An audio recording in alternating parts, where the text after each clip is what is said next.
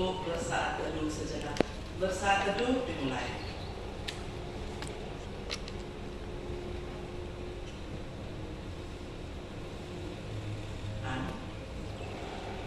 Di dalam nama Allah Bapa dan anaknya Tuhan Yesus Kristus dan nama Roh Kudus yang menciptakan langit dan bumi, kasih karunia dan damai sejahtera yang menyertai kita sekalian. Amin. Marilah kita berdoa. Ya Yesus Kristus Tuhan kami, hadapkanlah wajah-Mu, berilah kasih karunia dan kehidupan kepada kami. Amin. Kita memuji Tuhan dari BNHKI nomor 14 ayat 1 dan 2.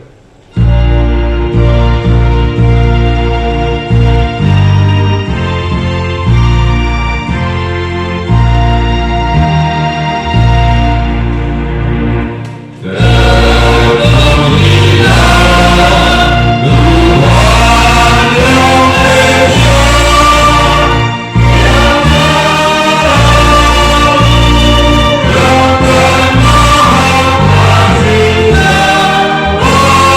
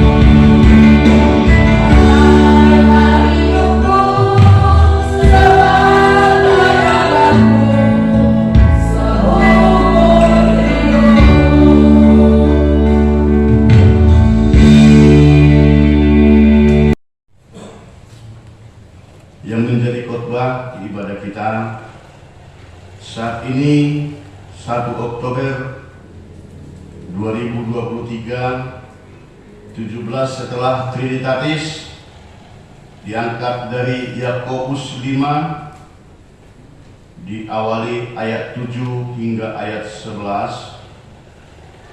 Bapak Ibu, mudah-mudi saudara seiman dalam nama Tuhan Yesus Kristus, kita bacakan secara responsoria Yakobus 5 ayat 7 hingga ayat 11.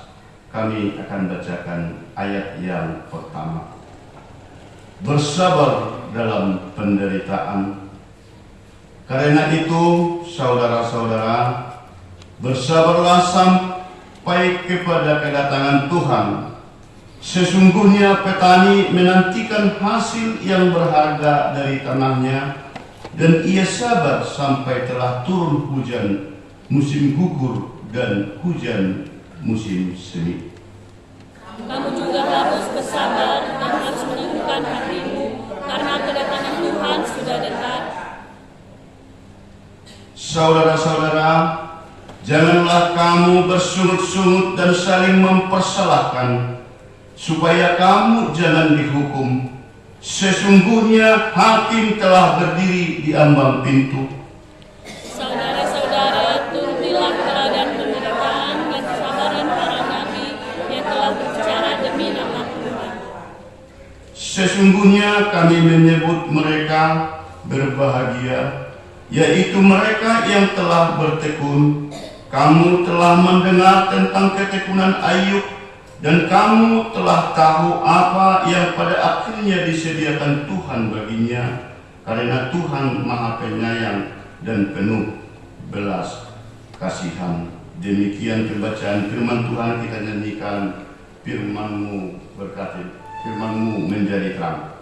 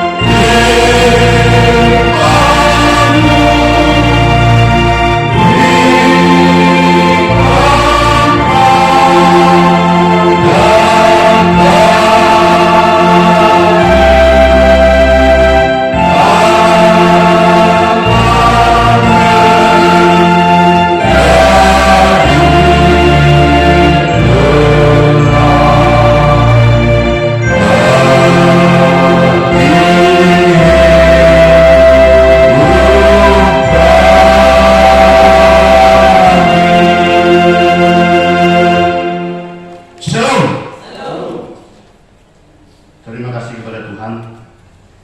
Kita masih tetap atas penyertaan dan kasih karunia dari Tuhan bisa memuji dan memuliakan Tuhan pada saat ini, di saat yang sangat indah kita bisa bersekutu dengan penuh kekusutan.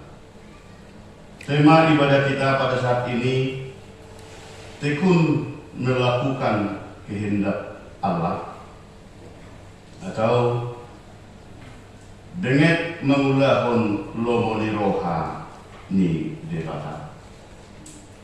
Secara pribadi, amang inang, saya tersentak dengan tema untuk ibadah kita saat ini, karena di dalam bahasa Batak merupakan suatu nama yang familiar, terkhusus secara keluarga. Alana siakangan ni netwe merbuat si benget.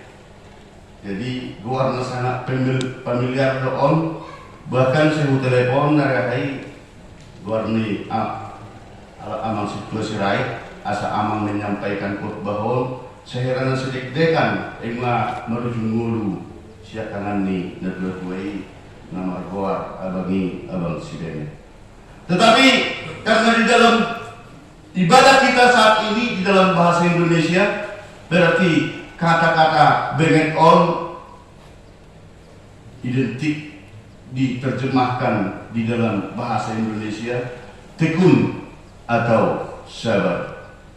Di semua akan duduk rohku sebelum komanon warni abakon sebelum komanoni tomaman lubuk tartok ni natutui di rohku bani, tetapi hal itu menjadi suatu kondisi yang dialami secara pribadi. Tetapi Bapak Ibu yang dikasihi oleh Tuhan, bahwa ini nama ataupun suatu kata yang familiar dikhususkan terhadap orang-orang yang loyal tetap mengikuti kehendak dan perintah Allah. Bapak Ibu yang dikasihi oleh Tuhan, tekun melakukan kehendak Allah atau tetap sabar untuk mengikuti kehendak Allah. Saya yakin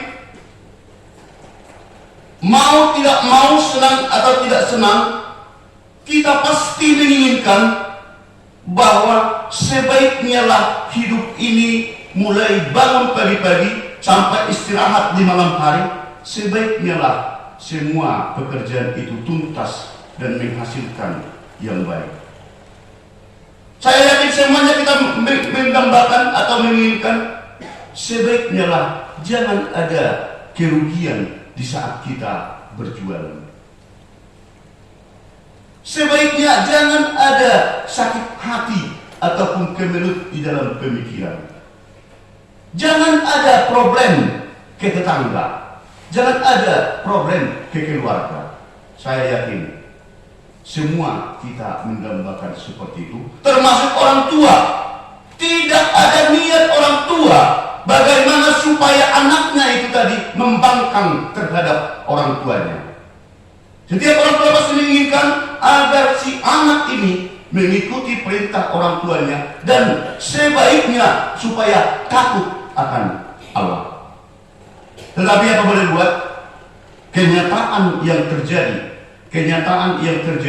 hal-hal keinginan manusia ciptaan Allah itu tadi tidak selamanya menjadi seperti itu yang dirasakan oleh makhluk ciptaan Allah. Termasuk tidak semua seperti itu yang dirasakan oleh kita yang berkumpul dan beribadah di gereja ini. Bapak Ibu yang dikasihi oleh Tuhan, sudah melebihi setengah abad sesuai dengan waktu yang diberikan Tuhan kepada saya untuk menjalani hari-hari ini. Sudah lebih 50 tahun saya selalu melihat dan mengamati mulai dari kecil sampai sekarang, kenapa pohon bambu tidak pernah roboh? Kenapa tempat atau bambu yang tumbuh, serumpun bambu itu tadi tidak pernah sampai tenggelam? Sekuat apapun angin, sekuat apapun topan, bangunan yang begitu megah, rumah yang begitu kokoh, pohon mangga yang begitu bagus, yang begitu besar, pohon pisang yang begitu kuat, dan pohon pete yang begitu besar, semuanya ada yang merasakan patah memata di saat angin berhembus dengan kondisi yang kuat. Sehingga saya terpikir, Bapak Ibu, mengapa pohon bambu ini, serumpunan pohon bambu ini tidak pernah tumbang, tidak pernah roboh, berbeda dengan pohon-pohon yang lain. Sehingga Bapak Ibu, saya cari tahu apa dasarnya, apa yang membuat pohon bambu ini tidak pernah tumbang atau patah? Ternyata ada cerita ataupun suatu kronologis yang terjadi yang pernah saya dengarkan sejarah pohon bambu mengapa seperti itu. Saya berpikir, apakah karena batangnya begitu kuat? Apakah karena uratnya yang begitu tunggal? Tidak. Kalau kita lihat, tidak begitu kuat.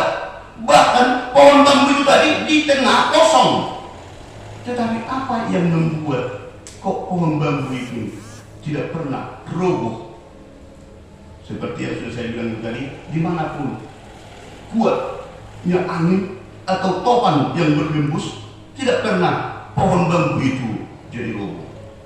Apa yang membuat, Bapak Ibu, ada suatu kisah yang terjadi ternyata di negara luar.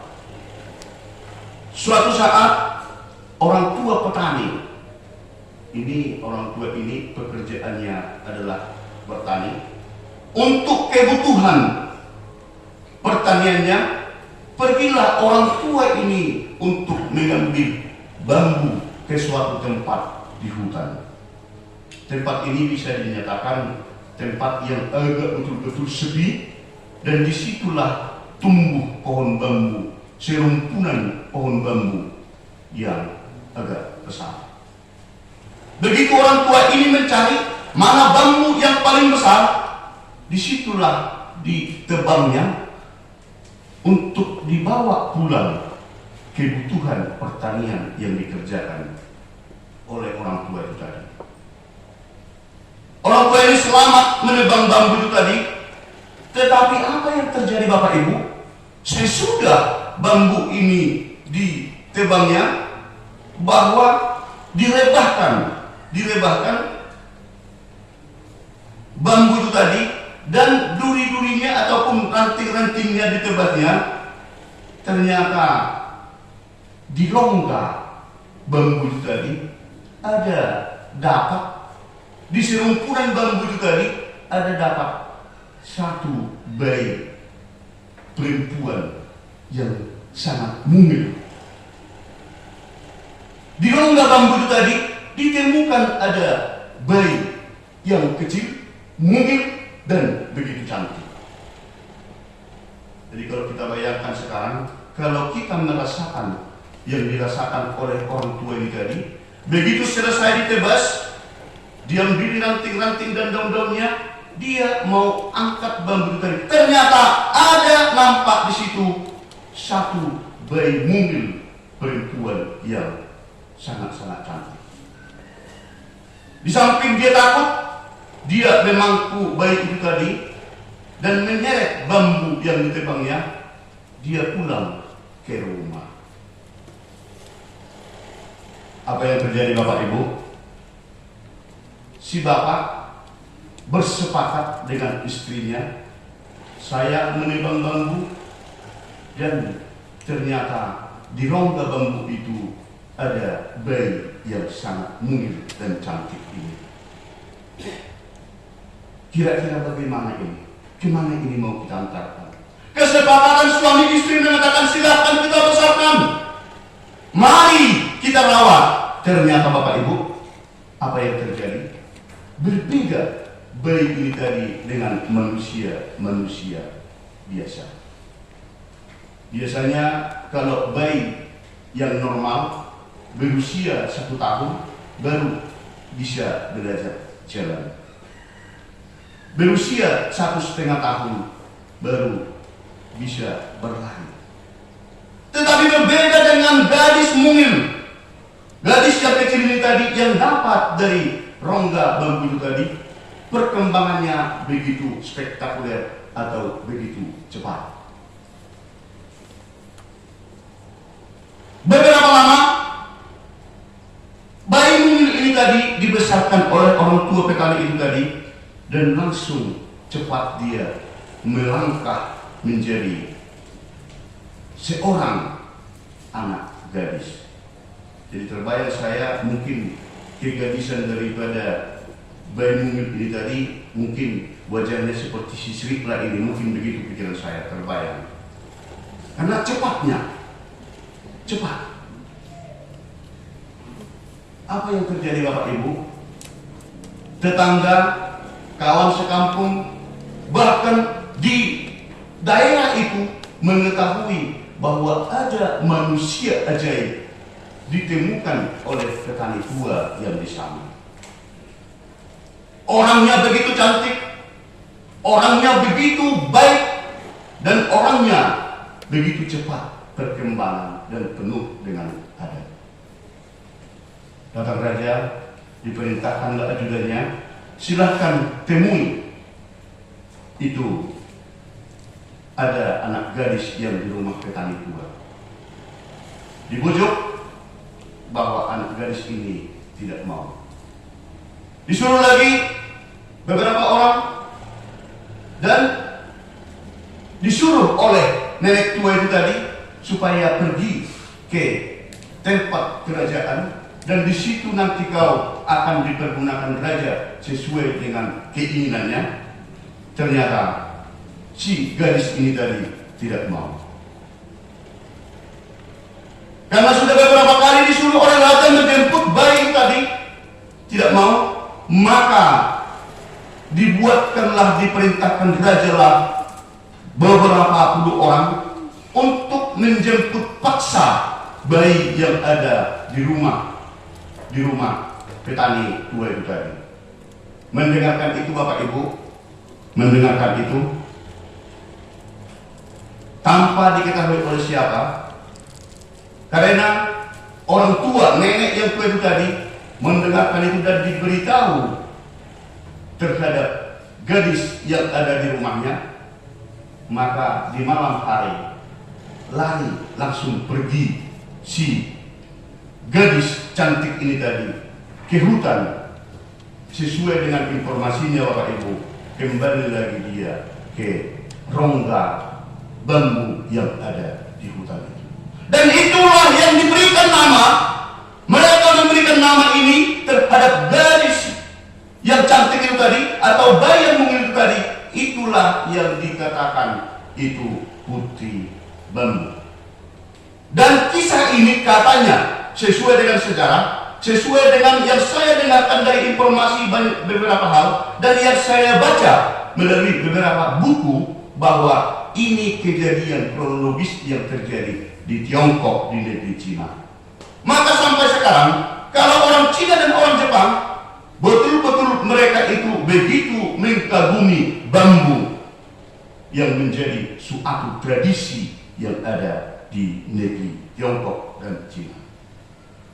Kembali Bapak Ibu, apa hubungan dengan tema atau khotbah kita di saat ini? Bapak Ibu yang dikasihi oleh Tuhan, mengapa bambu itu tidak mau roboh dan tidak mau terbongkar langsung walaupun topan dan angin begitu kuat? Ternyata bambu walaupun angin begitu kuat, dia mengikuti alur. Tidak seperti pohon-pohon yang lain, walaupun kencang angin, dia tetap tegak. Dari hantam angin dari sebelah kanan ataupun dari sebelah kiri, tetapi kayu ini begitu ngotot. Tetapi kita lihatlah, kalau bambu, kalau datang angin begitu kencang, dia mau membelok seperti itu, mengikuti alur daripada angin itu tadi, dan tidak sampai tumbang. Ternyata dia walaupun sudah mereng, sudah hampir merata dengan tanah, begitu angin dan topan itu berhenti, besoknya bambu itu kembali lagi tegak dari kondisinya yang merunduk hampir mendekati tanah. Sifat itulah yang membuat bambu tetap kokoh dan tidak bisa menjadi roboh, sehingga tidak pernah saya secara pribadi melihat pohon bambu yang roboh, Bapak Ibu. Dan kira-kira begitulah yang menjadi suatu ilustrasi dengan khotbah kita saat ini, seperti yang disampaikan oleh Yakobus terhadap bangsa Israel yang percaya kepada Allah.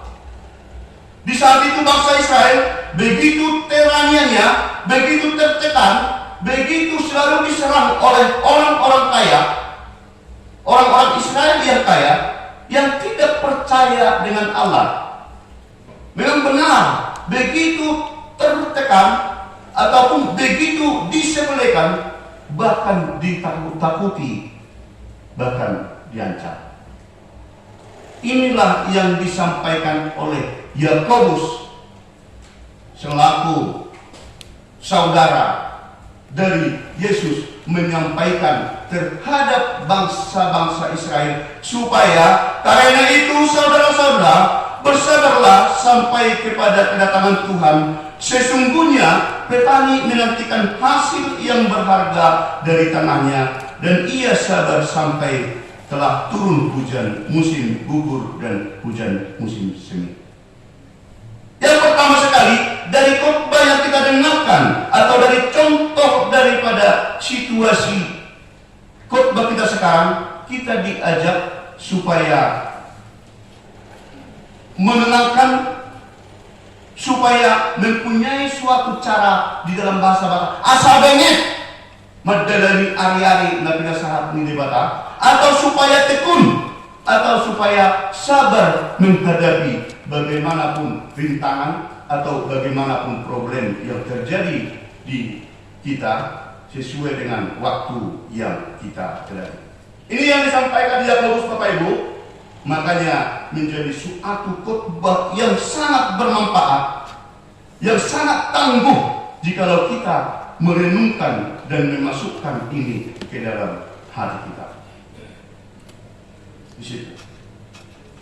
Bagaimana bangku itu tadi tidak bisa roboh, tidak bisa tenggelam, ataupun tidak bisa serumpunan itu tadi hancur dan hangus, karena tingkat kesabaran bambu itu tadi selalu di bawah angin dia mau merunduk seperti ini dan tidak sampai patah.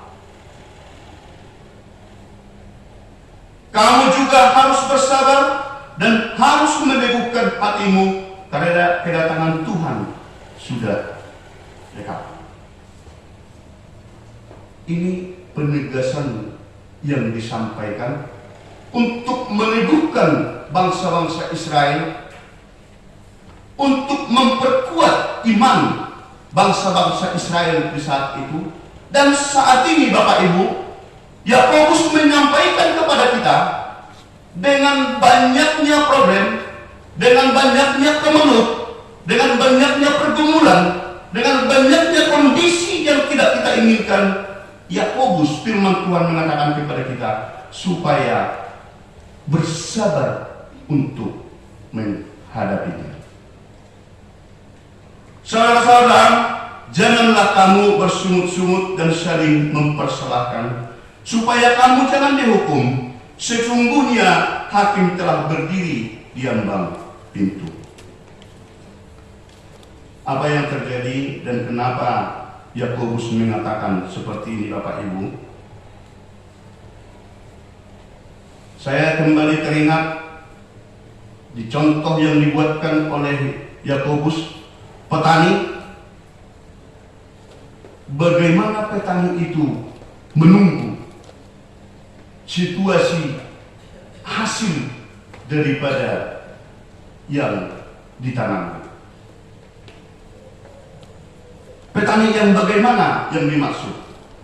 Saya terbayang waktu masih SD dulu, karena harga kopi begitu rendah di sini Kalang, beberapa tempat semua menebang kopi dan menanam cengkeh. Tidak lama kemudian harga kopi melonjak dan cengkeh yang sudah mulai berbuah itu tadi datang penyakit.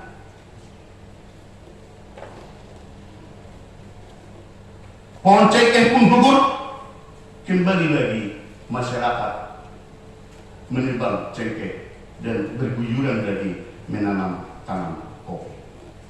Hal yang seperti itu bukan contoh identik yang dibunyikan ataupun yang dibuatkan menjadi suatu contoh oleh Yakobus di khotbah kita sekarang. Tetapi petani yang bagaimana?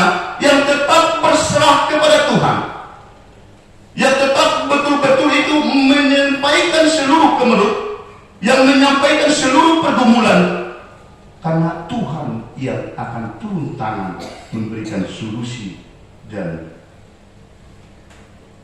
jawabannya. Bagaimana menghadapi penderitaan? Bagaimana cara untuk memperkuat kita? Bagaimana cara untuk meneguhkan keyakinan kita? Mungkin tidak salah, kita sama-sama sering mendengarkan.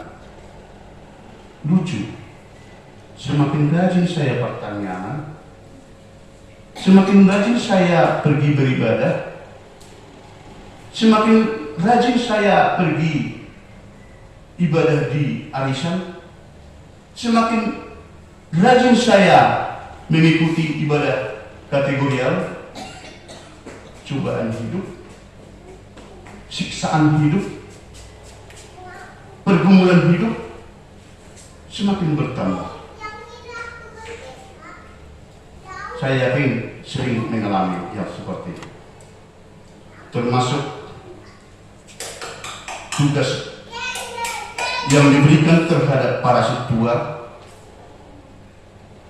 Dumulai ku padahal diriku naga undang-undang wadawat marbarita dahulu bari teu kuwiai. Ega de gudak kia 2 per kilo tuau. Ega de gudak kia kacoba tuau. Saya yakin ada pikiran sering mengatakan yang seperti itu. Begitu juga jemaat Tuhan sering mengatakan, saya tidak solpok diri tiba, saya tidak solpok mulu tiba. Ada beragam doa atas itu. Saya yakin itu sering terbesit di dalam pikiran kita. Bahkan kita sampaikan terhadap orang lain. Yang menjadi jawaban pertanyaan-pertanyaan seperti itu, Bapak Ibu, apapun yang terjadi, bagaimanapun bentuknya, saya tahu bahwa memertang yang kehidupan di Tuhan, lantaka sombong kehadiran kehidupan di Tuhan, bukan mengatakan tidak bakalan lagi ada datang rintangan, tidak bakalan datang lagi cobaan hidup, tidak bakalan datang lagi pergumulan hidup. Tuhan tidak pernah mengatakan hal yang seperti itu. Tetapi dengan kita semakin mendekatkan diri kepada Tuhan, bahwa Tuhan akan semakin memampukan kita menghadapi pergumulan dan kemelut itu tadi. Secara pribadi, Bapak Ibu, mudah-mudahan saya mengapresiasi amat situasi rakyat dengan setulus pikiran saya, mengamati beberapa tahun yang berjalan, prinsip yang kokoh sesuai dengan kebenaran dan keadilan tadi tetap amat situasi rakyat tetap teguh. Terlebih kemelut dan pergumulan itu datang silih berganti, datang selalu bergandeng tangan. Yang tidak disangka-sangka dengan adanya di keluarga kondisi kesehatan yang kurang prima, Amang tetap betul-betul kokoh berserah kepada Tuhan. Dengan kondisi-kondisi keluarga di dalam kasih, buah-buah pernikahan keluarga, beragam kondisi yang dialami oleh anak-anak, tetapi anak tetap mampu dan kuat. Semuanya diserahkan kepada Tuhan. Begitu juga karena ada dalam perawatan yang sakit, ada hal-hal juga seperti yang kita dengarkan tadi, ada kondisi-kondisi yang mengasah ataupun memberikan buah-buah pemikiran yang harus diajak sesuai yang mana yang harus kita jalani. Khotbah kita memperkuat hari ini apresiasi yang hadir di dalam diri kita, bahwa kita tetap berserah teguh kepada Tuhan. Kalau cobaan, kalau rintangan, kalau pergumulan, kalau penyakit ataupun kemelut di dalam yang bermacam-macam itu pasti datang kiamat akan datang. Tetapi kalau kita mendekatkan diri dan berserah kepada Tuhan, bahwa Tuhan berjanji bahwa Tuhan akan menguatkan kita, memampukan kita untuk menyelesaikan itu. Dan dikatakan Job yang sama kita sudah mengetahui kronologis daripada cobaan yang dihadapi oleh seorang Job, anaknya yang habis, hartanya yang ludes semuanya, bahkan istrinya sudah mempersalahkan dia. Nunga dileai di mana? Tetapi apa yang terjadi dengan seorang Job yang tetap kokoh hanya berserah kepada Tuhan? Tuhan mengembalikan beberapa lipat. Tuhan mengembalikan hal yang sudah dia miliki tadinya, yang sudah dia rasakan tadinya, karena dia tetap teguh kepada Tuhan. Dia tetap loyal, memegang dan memeluk kepercayaannya kepada Tuhan. Maka Tuhan membuatkan Yakobus menjadi suatu contoh di khotbah kita di saat ini. Yang kita rasakan kemelut, hamaun, cobaan hidup, pergumulan hidup, belum apa-apanya kalau dibandingkan dengan yang dirasakan seorang Job. Tetapi Job kuat, Job tetap tegas, dan Job tetap berjalan di dalam prinsip kebenarannya dan kepercayaannya kepada Tuhan. Hari ini khotbah ini menyampaikan tidak ada kata-kata yang lain. Mari tetap berserahlah kepada Tuhan. Apapun kesulitan, apapun kemelut, apapun pergumulan, jangan bersungut-sungut, jangan saling mempersalahkan. Kami mendengarkan di beberapa bulan ada hal-hal yang kurang pas dengan kondisi kebersamaan ataupun rumpunan iman kita yang tetap kuat terhadap Tuhan. Godaan-godaan dari luar yang ini segala macam ada yang kami dengarkan itu. Ini semuanya bukan kehendak seseorang. Yakobus menyampaikan memperkuat orang Israel karena dapat tekanan-tekanan dengan orang-orang yang kaya. Tetapi Yakobus mengatakan supaya bersabar, supaya kuat. Asa benet kamu mengulang nomor rohani debata. Itu yang ditekankan oleh Allah, yang ditekankan oleh Yakobus terhadap bangsa Israel. Dan ini pun sekarang disampaikan kepada kita semua. Mari kita semakin merunduk, mari kita semakin merendahkan hati kita kepada Tuhan, agar Tuhan semakin melihat, memampukan kita, menguatkan kita di dalam pergumulan yang bermacam-macam. Saya yakin dan katakan kita yakin bahwa Tuhan akan tetap menyertai kita dan memampukan kita dengan adanya perjalanan hidup yang Tuhan berikan kepada kita. Tuhan Yesus memberkati kita demikian firman-Mu. Amen.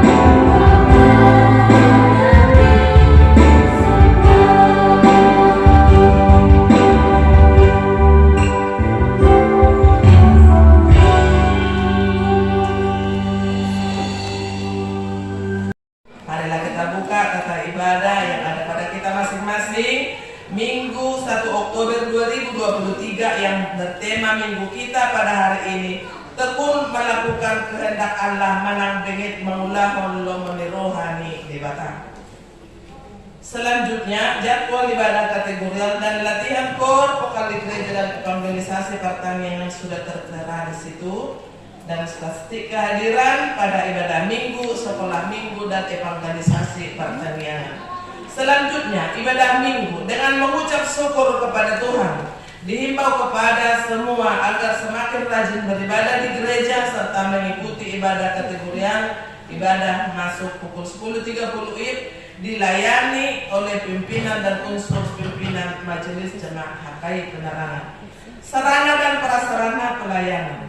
Pimpinan Majelis Jemaat HKI Penerangan menyampaikan terima kasih banyak kepada seluruh jemaat dan simpatisan yang tetap setia beribadah di rumah dan di gereja, yang dapat berbagi kasih, menyampaikan persembahan bulanan dan ucapan syukur kepada Tuhan melalui HKI Penerangan. Doa kita, Tuhan semakin memberkati kita dan menambahkan rezeki keluarga. Ibadah keluarga atau evangelisasi. Rabu 4 Oktober 2023 kita akan laksanakan ibadah keluarga atau evangelisasi di rumah keluarga Amang Elmani Inang Borusi Manguso, alamat di Mutiara Hijau sebelum lorong gereja GBI Mayang, masuk pukul 19.30 Minggu 8 Oktober 2023 kita akan laksanakan ibadah bahasa Batak.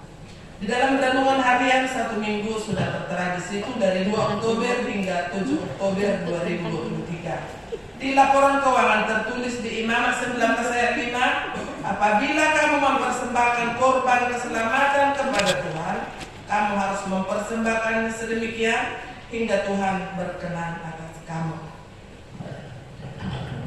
Persembahan bulanan, terima kasih buat keluarga yang telah mempersembahkan berkat dari Tuhan kepada Tuhan melalui gerejanya ini, serta ucapan syukur juga Tuhan akan melipat gandakan berkat-berkat melalui usaha pekerjaan keluarga.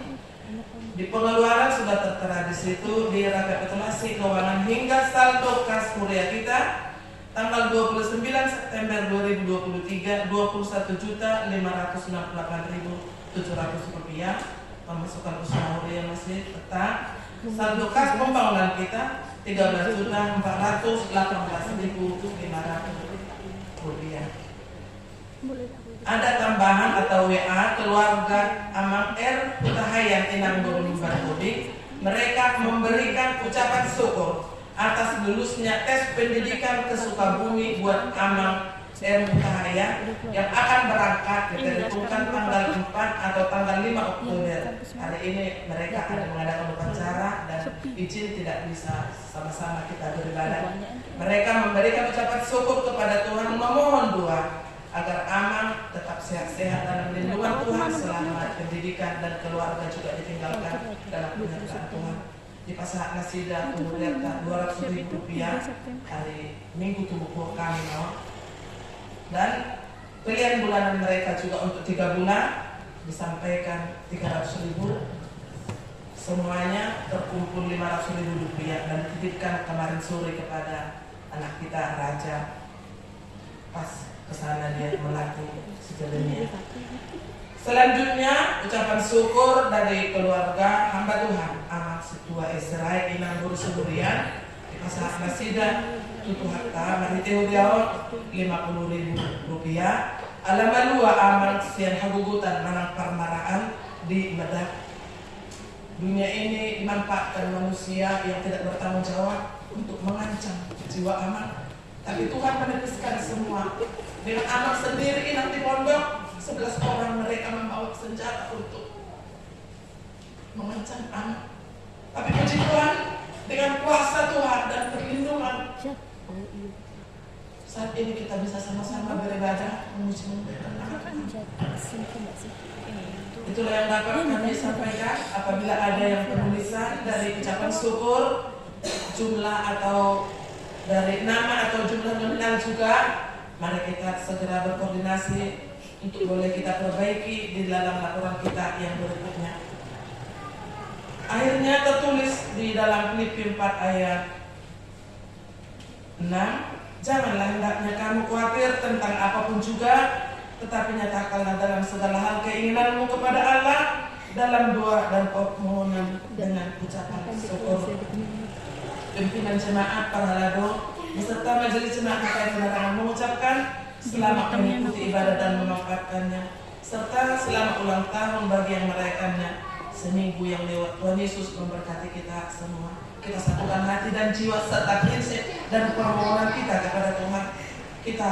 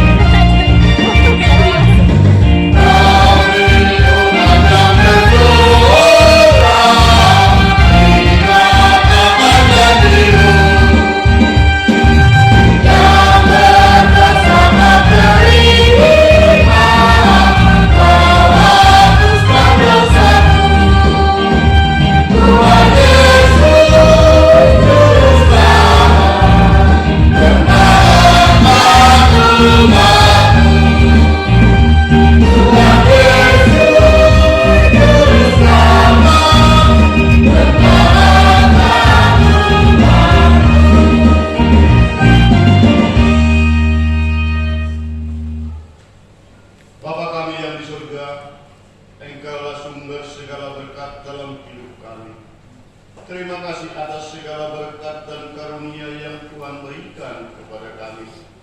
Kami persembahkan hidup kami dan berkat yang kami terima kepadamu. Terimalah ini menjadi persembahan yang harum di hadapanmu.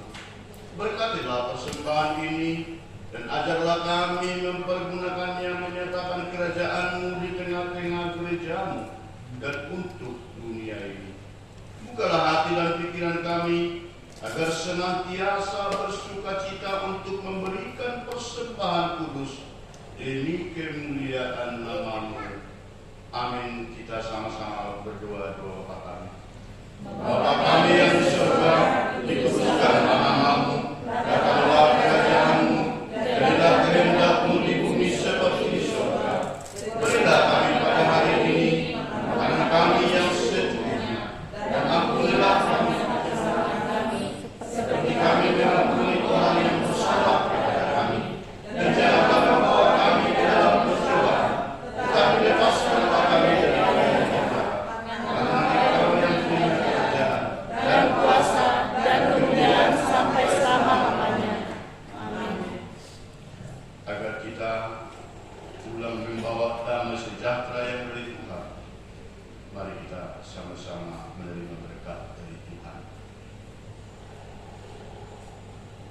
Tuhan memberkati kita dan melindungi kita. Tuhan menyinari kita dengan wajah-Nya dan memberi kita kasih karunia. Tuhan menghadapkan wajah-Nya kepada kita dan memberi kita damai sejahtera. Amin.